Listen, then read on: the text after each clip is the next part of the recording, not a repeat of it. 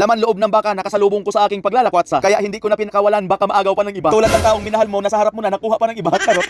Gagawin ko pala itong sinanglaw. Isa sa mga pagkain ng Ilocano na walang pinagkaiba sa papaitan. At ang papaitan ay maihalin tulad natin nung nagmahal ka. Dahil sa una ang sweet nyo talagang dalawa. Di nga nagtagal nakaramdam ng pait, ayun, iniwan ka.